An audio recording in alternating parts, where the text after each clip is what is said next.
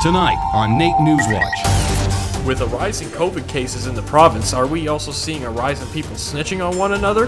Online or it goes on TV or anything like that, people are like, oh, maybe I shouldn't have done that. Grades 7 to 12 have officially switched to online for the rest of the semester and have an extended winter break. Teaching out of small classrooms in small spaces to mimic kind of what the kids are going through. And despite the pandemic, a beloved Edmonton holiday tradition is still getting the go-ahead to bring holiday cheer to the Edmonton children.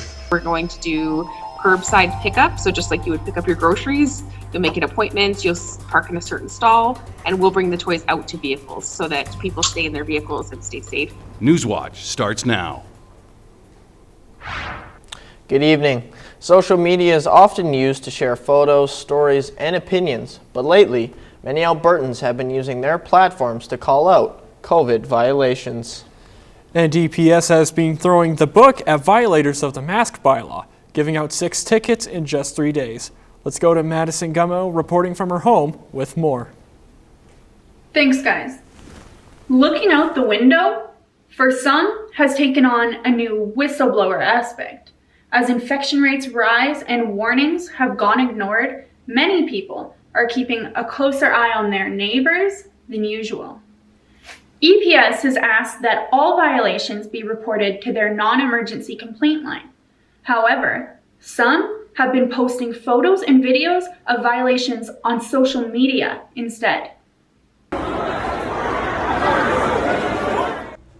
This video was uploaded to Twitter last Friday by Taylor Tufnell with the caption, "This is Chinook Mall in Calgary right now. Expect COVID cases to go up." Tufnell says she posted the video to bring awareness to the lack of enforcement of the new restrictions. All of a sudden, me and my coworker looked over, and there was just this massive wave of people. So I whipped out my phone, and I was like, "All right, I'm gonna record this because this is ridiculous." The video gained traction immediately, sparking both positive and negative responses.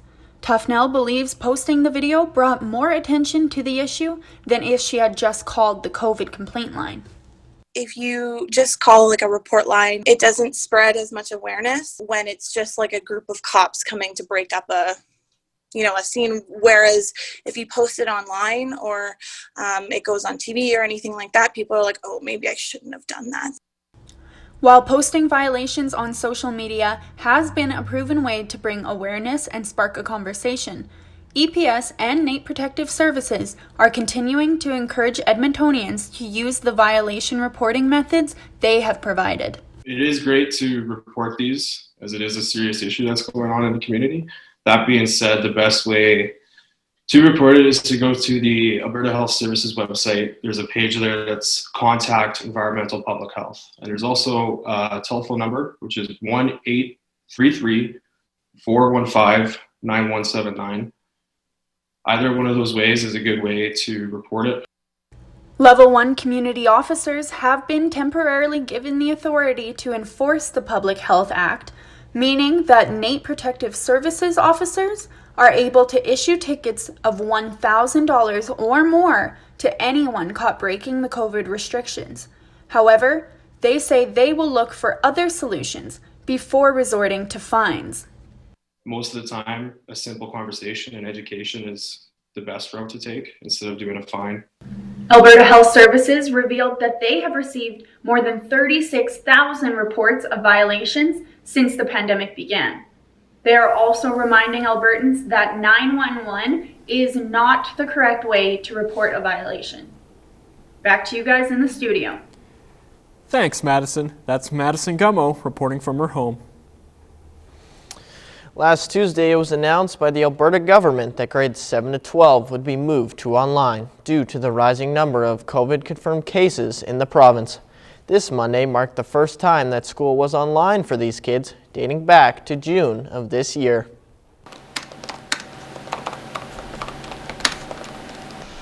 For Alberta students grades 7 to 12, this is what classes look like for them right now. Online, on the computer, at home, listening live to their teachers. For teachers, however, they are still able to go to school. So I will see you guys on Friday. Thanks for joining us. So we're trying to create an environment as close to, because so most of us are teaching out of small classrooms and small spaces to mimic kind of what the kids are going through. Our teachers are hopeful and stuff for the rest of the year. I mean, they definitely aren't loving it as much. It's a lot hard to motivate kids when you're doing something online. For now, the kids are set to have an extended winter break and return to in-person learning January the 11th. But if cases are to remain as high as they've been, online schooling could continue to go on for much longer. You're watching NAIT NewsWatch. One of the longest charity traditions, Santa's Anonymous, is back, and this year they need your donations more than ever. Medina Emrazadi is joining us from 630 CHED's Santa Anonymous. Thanks guys. As usual, 630 Chat Santa Anonymous is accepting donations to provide families in need with Christmas gifts, but due to pandemic there are some changes in collection and delivery of the gifts. Due to COVID, we've had to change our processes. This year, Santa Anonymous works harder to gather Christmas gifts while providing safety of volunteers. The charity changed gift rooms to separate volunteers, but the biggest changes are about cash donation and delivery. So this year we're going to do curbside pickup. So just like you would pick up your groceries, you'll make an appointment, you'll park in a certain stall, and we'll bring the toys out to vehicles so that people stay in their vehicles and stay safe. Due to pandemic, some volunteers had to withdraw their application, while some of them are still enjoying taking part in this event.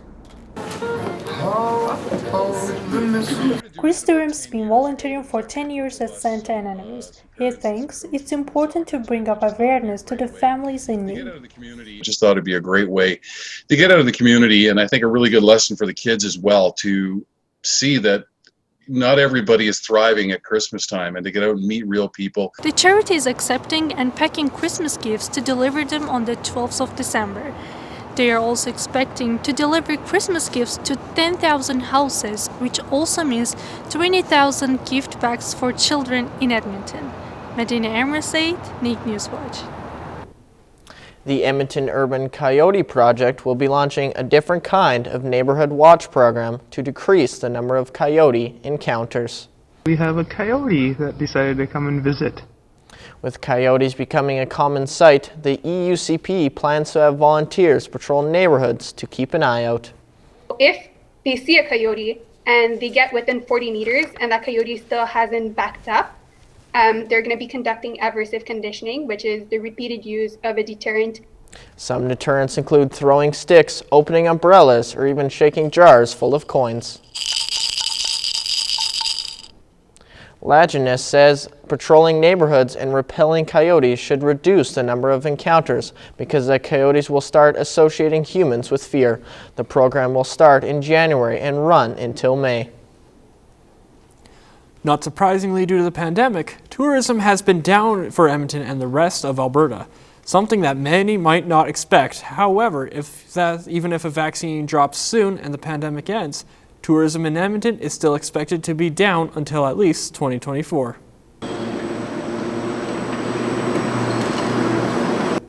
For popular tourist destinations like Galaxyland and many other places in and around the Edmonton area, these have been the sights and scenes. A lot less busy and a lot more bare than we are normally accustomed to. Tourism has been growing exponentially over every year for the last 5 years. So it's really something that drives our economy and our quality of life here in Edmonton, and we're really proud of that. To get tourism and the economic impact it brings back to our city, Explore Edmonton announced Monday that they will need to increase their budget for the next couple of years to ensure they will bring in numbers like the $260 million in revenue they brought in back in 2019. The University of Alberta is making miles in Shell's first ever virtual eco-marathon. Instead of eco-cars racing all on one track, they are competing in various competitions. The U of A will be showing off their car in the next challenge, the tech inspection. We're going to be using video to show the judges really what we've been putting together over the past year or two. So that's also something that we're excited about. In October and November, Dew and her team took part in Pitch the Future, a series of challenges that involve solving energy-related issues. They were the finalists in the regional division for designing a product that tracks vehicle emissions and helps people reduce their carbon footprint. They've moved on to the global division and are awaiting the results, which are expected to be out by December 11th. Coming up after the break, after official full semester online, what does the winter semester look like for NAIT? NAIT is going to be going online yet again next semester, so there has been a potential decrease in winter semester applicants. Finishing at that time when there's an uptake. I would always say just power through. Coming up in sports, I'm here outside Clark Stadium, home to FC Edmonton, where they're not currently playing, but there's lots going on behind the scenes. I got a chance to sit down with their brand new head coach to talk about the team. Plus, I sat down with a goalie coach from the AJHL to talk about the season being canceled and how his team plans to react. Plus, the Edmonton football team has a brand new 50-50 draw, this time helping amateur football teams in Edmonton. All that and more coming up in sports. Had a super nice mild winter so far, but are we ever going to have a weekend out on the ODR? I have the weather forecast for the weekend after the break.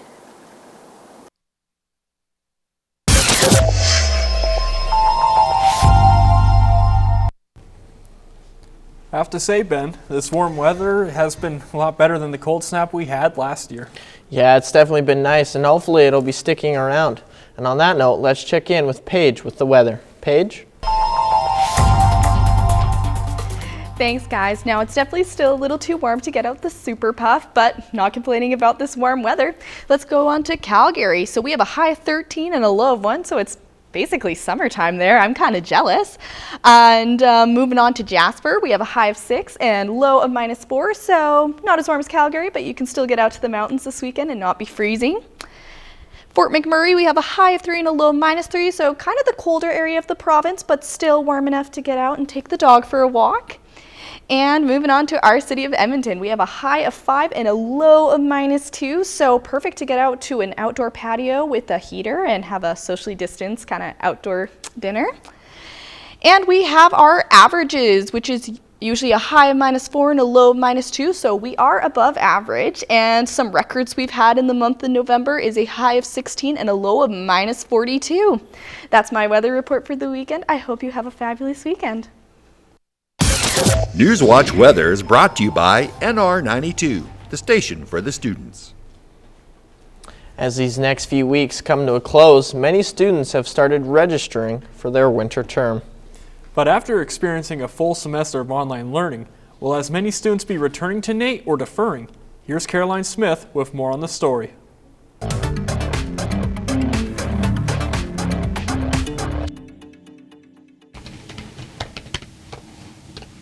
The lack of interaction and hands-on learning has been a big change for NAIT students. Though NAIT will not have exact numbers of registration until early January, the digital media and IT program at NAIT has seen an increase of international and a decrease of domestic registrations. Either like it, some students don't like it. I think what everyone misses is more of the college experience, you know. And while teachers know that online learning isn't perfect, they still think it's wiser to continue. The longer you defer, the more competition you have to get back in. But many students feel differently. They say that it's not the same education and would rather stick it out. You get to remove and replace and fix things hands-on. Obviously, with online training, you don't get to do that. You don't get to apply it right away. You get to go in the one day, and it's your testing. You don't get to actually practice anything. And with it comes stress. It's too hard to learn what we have to learn, especially with COVID. While winter registration deadlines are coming up, NAIT has decided to extend their withdrawal deadline for the fall 2021 term to December 19th at request of the NAIT Student Association. And if you have any questions about deadlines or withdrawals, please visit your NAIT student portal or student services. Caroline Smith, NAIT NewsWatch. The AJHL suffered a setback this week as it was announced their season had been canceled. Also, FC Edmonton has hired a brand new coach to lead their team. We go to Jonah Peterson with sports for more on those stories. Thanks, guys. I'll get to those stories in a second, but let's start with NAIT Athletics. Ooks coaches have had to get creative with recruiting this year, as many high school sports have been unable to play. Men's basketball coach Slav Kornic says it's unfortunate he can't get a more recent look at some of the possible recruits. You know, high school players who reach out to me or who I have contacted, it's kind of the younger ages at the high school age, they tend to improve quite a bit. So video that I watch of a player from last year, let's say when they're in grade 11, they could be a lot different a year later, just physically, skill-wise, obviously, that sort of things. The ACAC announced the cancellation of the winter athletics season last month. Coach Slav still hopes to get a chance to see some future athletes in action. So it's not obviously not ideal. We can't go watch players in person. I really prefer to watch players in person whenever possible. So that's been tough. No decisions about the status of the 2021-22 season have been made at this time. I got the chance to talk with the new head coach of FC Edmonton, Alan Koch, and the former USL Coach of the Year says he believes there is a foundation to work on with the team, despite their recent struggles. I think at any time a team doesn't win a game in a season, and I know it wasn't a bridge season, people think there's nothing in place. I think that's incorrect. I think there are a few pieces in place. Alan comes with a lot of experience coaching at both the college and professional level. He has had lots of success with FC Cincinnati and is highly regarded by the team. This hiring comes after FC Edmonton brought in a new general manager, and Alan is ready to embrace the challenge of bringing together a new team with some new faces in the staff. We have to come together, develop that chemistry in a short amount of time. It's something that excites me. It's something I believe we can do. But we have to have the right players, and we have to have the right mentality amongst everybody. Now, that's not just myself, not just Eric as the president GM. It's every employee in our entire club. The season next year is still up in the air, but Alan is making sure his players stay ready and focused. I think the one thing is there's just not a lot. The AJHL has hit a major setback, as it was announced this week that their season has been put on pause, and some players and staff have been left confused as to what the future holds. I think the one thing is there's just not a lot of certainty or clarity in anything that's going on in hockey in general. So I think that's the one thing is are we canceled? Are we paused? Are we going to review? New provincial measures in the fight against COVID-19 have put the AJHL on hold only a few weeks after it started back up. The 15-team league had games scheduled through to next year, but now they are up in the air. Goalie coach Ian Gordon says the uncertainty has been tough on the players. In this case right now, I think the tough part for the kids is there's nothing they can do but to be patient and wait for hopefully the world to get back on its axis here. The league said in a statement that the Board of Governors will meet again on December 19th to determine a timeline for a return. The Edmonton football team will be hosting another online 50-50 draw, hot on the heels of their wildly successful draw for the Joey Moss Memorial. This time the proceeds will go towards amateur football programs in Alberta. Well, let me say, without the support of the Edmonton Football Club, not only would there be no Huskies, there'd be no Wildcats. The proceeds from the draw will go towards things like travel expenses and facility operations for the Edmonton Huskies, Wildcats, and the U of A Golden Bears football team. Huskies president Curtis Craig says this is not the first time they've been beneficiaries of a 50-50. We've been beneficiaries of the 50-50 since its inception back in the late 80s. So we've been a partner with the Edmonton Football Club since that time. Tickets are only available this Saturday, December 5th, from 10 a.m. to 8 p.m. The total pot for the 50-50 raffle last month broke an Edmonton Football Club record at nearly $1 million. Tickets are $5 each, but buying in bulk can earn you a discount. So, Jonah, who ended up taking home that record-breaking pot from last month's draw? Well, Todd, it was Mr. John Groff from right here in Edmonton, and he came home with a whopping $495,000. He definitely got a good start to his holiday season. I bet his friends and family will be getting some great gifts this Christmas. Oh, definitely. He better bring it on the presents because he has no excuses this year. Thanks, Jonah. That was Jonah Peterson with the NAIT NewsWatch Sports Report. Coming up after the break, saying it's been a tough year for local restaurants would be an understatement. See how a former NAIT grad has continued to have a thriving business despite the obstacles brought on by a pandemic. In a 1 month time frame, we pretty much transitioned $120,000 of dining room sales into $120,000 of takeout sales. David McDowell for NAIT NewsWatch Entertainment here. Well, it looks like online shopping might be the best option for you this Christmas, and on top of that, I have a numerous amount of tips from a NAIT counselor on how you can survive this final season. All that and much more on NAIT NewsWatch.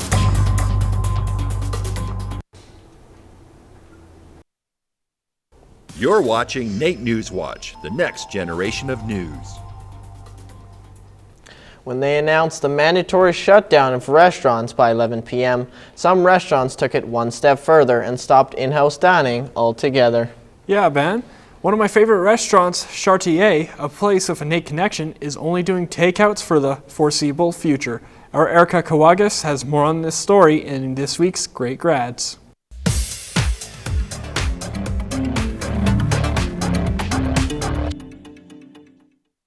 NAIT graduate Sylvia Chevry and her husband Darren Chevry own rustic French-Canadian restaurant Chartier, located in the heart of Beaumont, Alberta.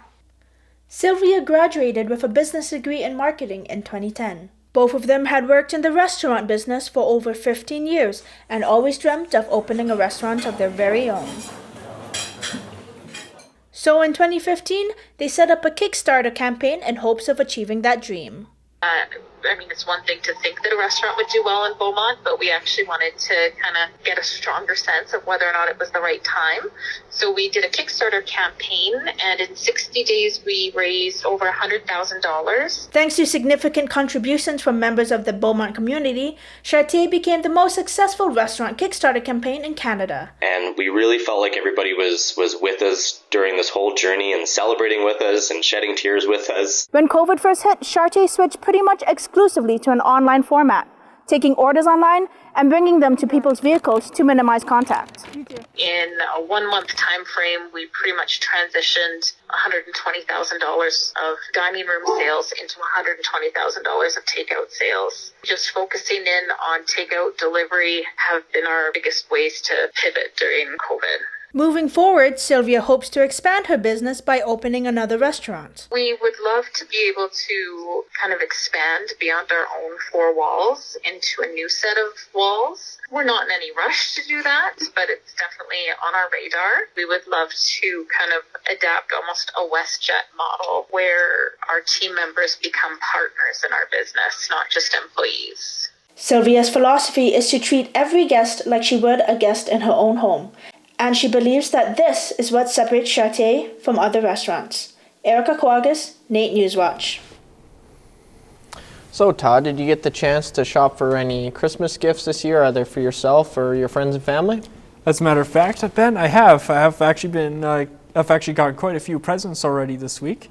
And speaking about Christmas shopping, let's go to David McDowell in entertainment with more.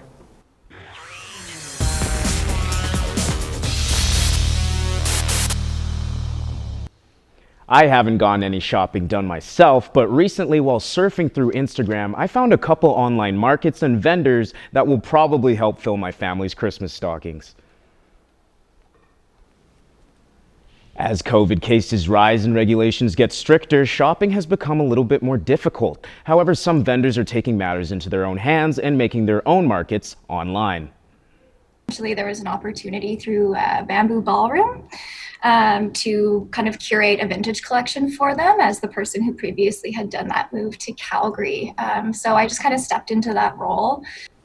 Riley Wissink and her brand Riley Coyote Vintage are involved in numerous in-person and virtual markets such as the Royal Bison Market and the Christmas Market, which is actually going on today at the Old Army and Navy in Strathcona. She also hosts her own virtual market on Instagram every Monday morning. Just follow her Instagram at riley.coyote.